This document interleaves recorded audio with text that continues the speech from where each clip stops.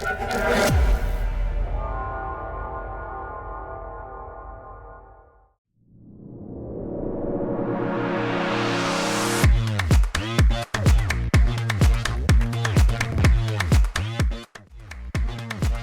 day, everybody, from Southern California, where it is beautiful. It's not really sunny, but it's definitely comfortable temperatures. And today we're going to get into a trade that went down with the free agent market, that is. It was a trade with the free agent market by the Alberta Cowboys. I talked about doing this yesterday, and let's get into it a little bit. They made some pretty big moves here as they released Derek White and signed RJ Barrett. They also released Jaylen Brown and signed Devin Booker. And this is some pretty big moves. Derek White was making about $20 million. They pick up RJ Barrett, who is a prospect, an up-and-coming prospect in the NBA. As you can see, Barrett has 5 seasons in the league so far out of Duke. He was the 3rd overall pick back in 2019, and he's never really lived up to the hype. He's making nearly $26 million, and as you can see, though, he is scoring 14.5 fantasy points per game, and he's doing that in about 34 minutes.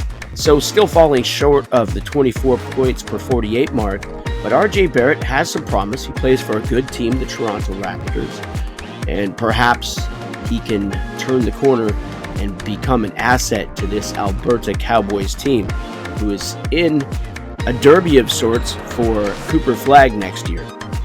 At any rate, they let go of Derek White, the veteran. Derek White has been in the league a few years, 8 seasons out of Colorado, making $20 million.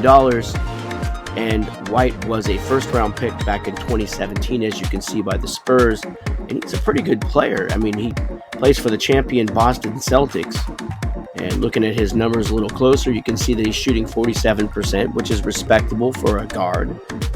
He also makes 4 3-point field goals per game. The rest of his game, he gets about 4.5 assists, about 5 rebounds. He's a solid player, low turnovers.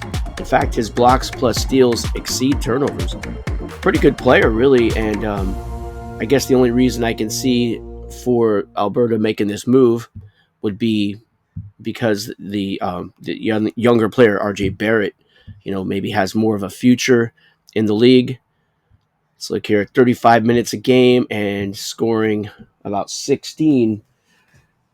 Derek White might be the better player even between RJ Barrett and White. For now, anyways. I mean, let's just run the numbers on this. You got 16 points per 48 rounding up and 35 minutes. He's getting about 22 per 48. By comparison, RJ Barrett has scored about 15 a game, and he is playing about 34 minutes. So he's at about 21.17. So they're really close. I guess, it makes sense. You get the younger player. He is a little bit more expensive, but, it could work out for them in the future. We'll have to see how this one plays out. The other move that they made, of course, was Devin Booker for Jaylen Brown. So they get Booker, who plays the 2 guard. And looking at the numbers on Booker, 17.5 points. Let's round it up to 18. And he does that in 37 minutes roughly. So Booker's going to get you 23 points at the shooting guard position, which isn't too bad, actually. It's really close to 24. And it's kind of hard to get that at the 2 guard position, to get 24 points per 48. Let's just take a quick look at Jaylen Brown. He was playing small forward, and Brown was scoring about 17. And he did that in about 36 minutes. So he was scoring about 23 per 48. So yeah, not a bad move. You get a 2 guard who equals the production of a small forward. They're both very expensive players. So other than that, I mean, it's a good move in my opinion.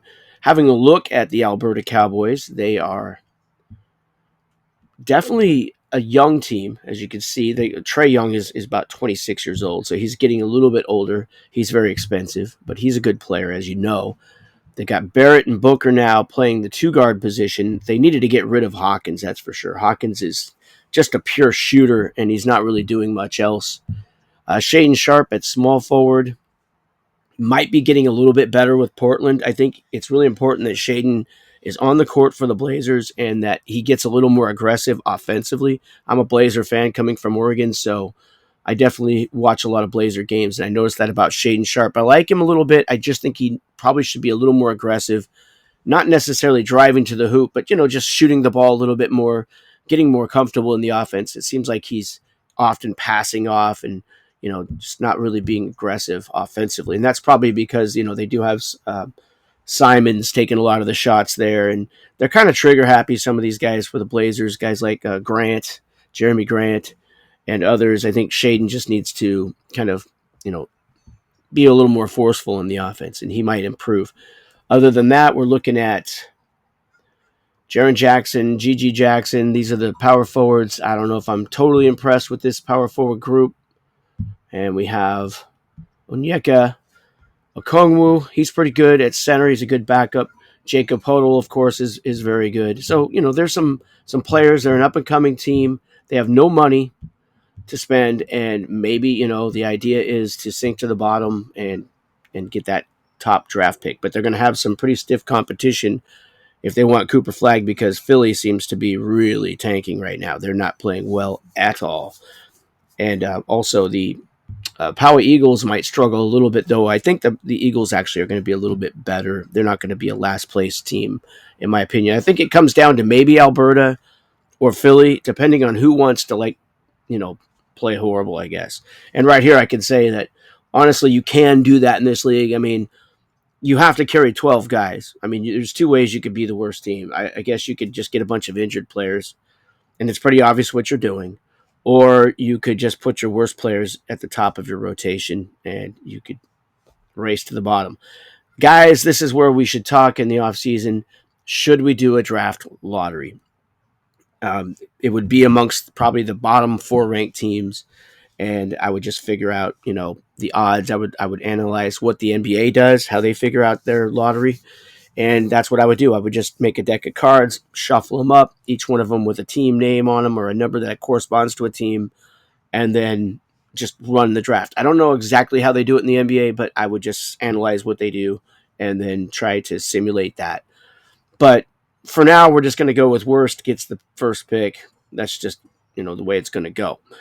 And I'll also want to say right here that in the future, if we do bring on some more teams, I'm willing to bring on up to 4 more teams. I think I'll probably cap the league at 14 tops. I think we might be able to get to 12 teams next year. But the new teams coming in, even though they're expansion teams, they will not have the number 1 pick. I guarantee that the teams that finish at the very bottom in this league, the bottom 4, are going to get their draft is not going to change their position. The new teams will step in at number 5 and number 6. Maybe 7 and 8 if we get 4 new teams, if that all makes sense. But I don't think it's fair to bring in an expansion team and give them the first pick when there's guys that have been here for a full year. I think that they deserve that, those first 4 picks anyways. And also on top of that, I don't know if you guys have paid attention, but we do a play-in playoffs here. That means if you're the last place team, you still have a chance to march up the ladder and win the title, but it will not take away your first pick. So if you have the last place team, you make a bunch of moves at the transaction deadline in March. That's the last time you can waive players, and then you can sign players all the way up to the end of the season. So let's say you waive some players to free up some capital. You don't have to spend it right then and there. You can save it and then spend it over the final month or so of the season. And in the future, that transaction deadline is going to be the 1st of March, roughly, right, with the trade deadline. But this year, you have until about mid-March. At any rate, if you are like one of the bottom 4 teams, you will retain your draft position at the end of the regular season, even if you go forward in the playoffs. You actually beat some teams ahead of you and finish higher. The bottom 4 teams will be guaranteed to get their picks, the way they ended the season. Hopefully that makes sense. The reason for that is, I'm going to give everybody a chance to have some fun in the playoffs, and it also adds a little challenge to the top teams. Maybe somebody's going to be an upstart team that's in the bottom 4 that could ruin some playoffs for somebody. You know what I mean? I think it'd be a lot of fun. The first few rounds are going to be just best of 3 series. Then when we get to the wild card round, which is 4 versus 5, that's going to be a best of 7. And every series after that, of course, is also best of 7, the semifinals and the finals. But anyway, any rate, getting back to Alberta, their team is it had actually an okay week last week. I think they beat two teams. So this is not the worst club, and maybe our new owner Jacob doesn't feel like just tanking. Maybe he'd like to try to do a little better this year with this team. And let's have a look at them. Pull them up here. This is pretty much, I'm going to rank them on points per game. So here you go. Here's your team. This is your group. You've got Podol at the center. You got Trae Young at point guard. Devin Booker at the shooter. You got PJ Washington at power forward, and Jaren Jackson backing him up. Small forward, I guess your main guy would be Shaedon Sharpe, and he's only averaging about, hold on, just bear with me. Yep, about 9.41 per 48. Shaedon is getting 29 minutes a game, so that means his 48-minute stats are not that great. Now, he is also playing more minutes right now with the Blazers, so I think that those numbers, if you look at and this is something you can do in this site, let's just go 14 days back and look at their scores.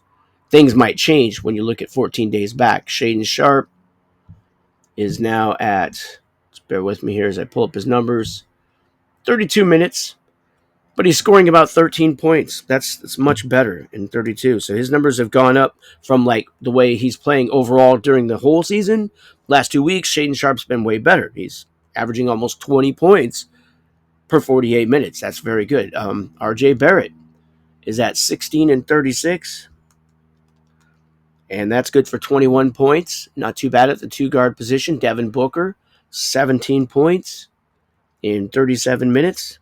He's at 22 right now.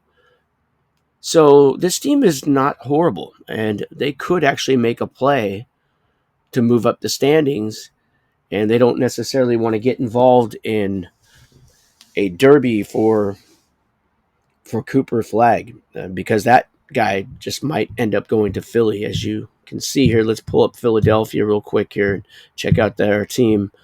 Philadelphia got Jalen Johnson at the power forward.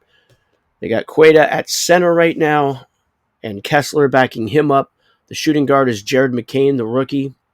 They've also got Dyson Daniels at the point, and it looks like small forward is Tobias Harris. So their best player, Jalen Johnson, right now, scoring pretty good points, 24 per 48 or 24 per game in 36 minutes, and that translates to about 32 points per 48. Excellent work there by Jalen Johnson. Now, Neemias Queta, I'm not sure how to pronounce his name, he's going for about 16, and he's playing 23. That's pretty good numbers right there. That guy's tearing it up. Pretty good. I mean, it's not the biggest numbers I've ever seen, but about 33.39 per 48 for him. And then this rookie, Jared McCain, interesting player here at 14 and 35. And he's at 19.2 playing the shooting guard position. McCain is. And of course, McCain was a first-round draft picked in the middle of the first, 16th overall out of Duke. Making just $4 million. He looks like a promising player for Philadelphia. Excuse me. Yeah, this cold will not leave. It's just persisting. I wonder if it's a supplement I've been taking. I've been taking something called CMOS, and I understand that it kind of makes your immune system overreact. I might have to quit taking that supplement because I think it's definitely making this cold linger, because it's supposed to help your immune system, and I think it's definitely doing that. It's got my immune system in overload, I think. It's like an overdrive. So might have to quit taking that supplement. But at any rate, that's about all I've got. I'm not going to ramble because there's not much else to say here. Happy Thanksgiving, everybody. That's tomorrow. Got to get to the grocery store. Of course, they're open on Thanksgiving too. So, can always make it over there in the morning. And it's amazing. It's still busy. Even on Thanksgiving morning, you go to the grocery store, it's busy. The world has changed. It used to be back in the day, grocery stores would be open, but there'd be nobody there.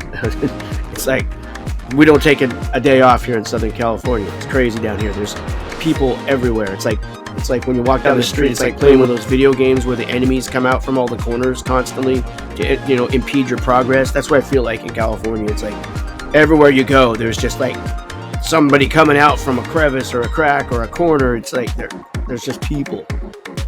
Lots and lots of people. Okay, guys, that's about all I got for you today. We'll talk to you later.